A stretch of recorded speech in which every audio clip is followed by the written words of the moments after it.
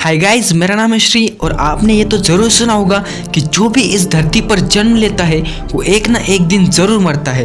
लेकिन ये पूरा सच नहीं है, क्योंकि इस पृथ्वी पर ऐसे बहुत से एनिमल्स मौजूद हैं जो कि कभी नहीं मरते। जी हाँ, आज हम आपको दिखाएंगे दुनिया के सबसे अजीब 4 इमॉर्टल एनिमल्स। तो बने रहना इस वीडियो के अंत तक।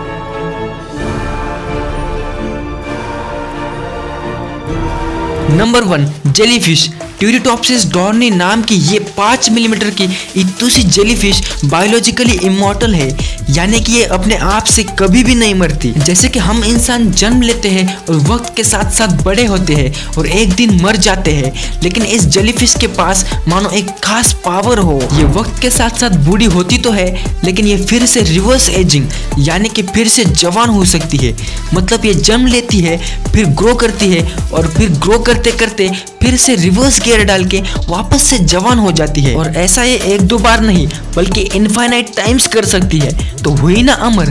लेकिन ये सिर्फ बायोलॉजिकली इमॉर्टल है, यानी कि ये अपने आप से मर नहीं सकती, लेकिन किसी ने इसे मार दिया या फिर प्रीडेटर्स ने खा लिया तो फिर इसकी मौत हो सकती है। Number 2, planaria. प्लैनेरिया एक फ्लैट सा दिखने वाला वर्म है। ये बायोलॉजिकली नहीं लेकिन सच में अमर है, यानी कि इसे कोई मार नहीं सकता।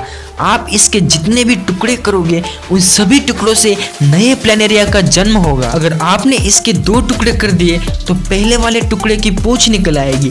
चलो ये तो ज़्यादा कुछ और नहीं है, क्योंकि हम छिपकलियों को भी पूंछ काटने के बाद नई पूंछ आते हुए देखते हैं, लेकिन इसका दूसरा टुकड़ा जिसके पास सर नहीं था उसके पास नया सर आ जाता है, क्योंकि इसके पास काफ़ी तगड़ी रीजनरेशन एबिलिटी होती है, जिसके मदद से ये अपना कटा हुआ पूरा शरीर फिर से ग्रो कर सकता है। आप इसके जितने टुकड़े करोगे उतने नए प्लैनेरिया बनेंगे।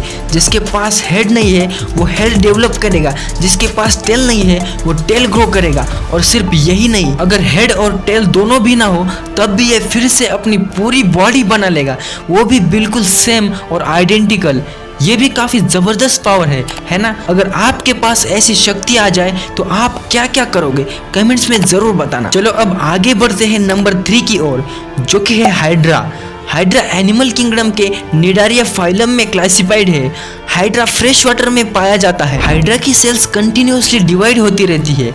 ये अपने आप को इंजरी से रिकवर कर सकते हैं और हर 20 मिनट में ये अपनी पुरानी सेल्स नई सेल्स में बदल देता है, क्योंकि इसके पास आधे से ज़्यादा सेल्स स्टेम सेल्स होती है। और हाइड्रा की ये सेल्स सेनेसेंस प्रोसेस फॉलो नहीं करती। इन सेल्स में टेलोमेयर की लेंथ मेंटेन रहती है, जिसकी वजह से ये एजिंग से बच जाती है। दरअसल बाकी एनिमल्स के सेल्स में एज बढ़ने के साथ साथ टेलोमेयर की लेंथ कम होती जाती है और फिर इसे डीएनए रेप्लिकेशन में प्रॉब्लम आ जाती है और सेल धीरे धीरे मरने लगती है, और इसी की वजह से इंसान बूढ़ा होता जाता है और मर जाता है। लेकिन हाइड्रा 20 दिन में अपने आप को पूरा नया बना लेता है और माना जाता है कि लेबोरेटरी इन्वायरमेंट में ये 1400 साल से भी ज्यादा दिनों तक जिंदा रह सकता है। चलिए अब बात करते हैं उस एनिमल के बारे में जो कि ऐसा लगता है कि इस पृथ्वी का है ही नहीं, क्योंकि ये उन एक्सट्रीम कंडीशंस को भी आसानी से झेल लेता है जहाँ पर बाकी के सारे जीव घुटने टेक देते हैं। इस एनिमल का नाम है टार्डिग्रेड। इसे वाटर बियर भी कहते हैं। ये 8 पैरों वाला भयानक सा दिखने वाला एक छोटा सा जीव है। ये दिखने में तो छोटा है लेकिन इसके कारनामे बहुत बड़े बड़े हैं। इसे 1773 में जॉन नाम के एक जर्मन जूलॉजिस्ट ने खोजा था। बाद में इसे 1777 में एक इटालियन बायोलॉजिस्ट लेजारो स्पेलेंजानी ने टार्डिग्रेड नाम दिया। टार्डिग्रेड गहरे समंदरों में, अमेज़न के जंगलों में और अंटार्कटिका जैसे बेहद ठंडे जगह के साथ साथ लगभग पूरी दुनिया में पाए जाते हैं। पता नहीं कैसे, लेकिन ये एक्सट्रीम हार्श कंडीशंस में भी सरवाइव कर जाते हैं। ये एक्सट्रीम टेम्परेचर और प्रेशर में भी आसानी से जिंदा रह सकते हैं। ये बिना हवा के भी जिंदा रह सकता है और रेडिएशन को भी झेल लेता है, और डिहाइड्रेशन से भी इसे कुछ फर्क नहीं पड़ता। और यही नहीं, ये स्पेस में भी बिना किसी प्रोटेक्शन के जिंदा रह सकता है। पृथ्वी पर ऐसी जगह ही नहीं जहाँ से ये जिंदा लौटकर नहीं आ सकता।